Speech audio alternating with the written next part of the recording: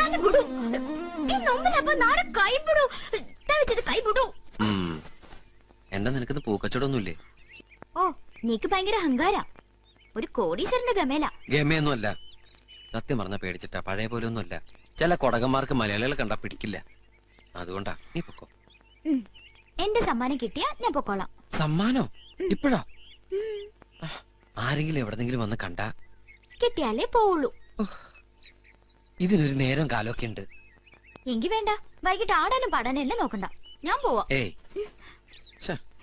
നീ എന്റെ തലയും കൊണ്ടേ പോവുള്ളൂ.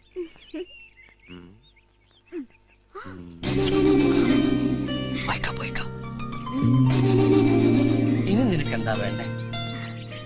നാളെ ബലത്തേക്ക് അവനെ കടി. ഇപ്പഴാ?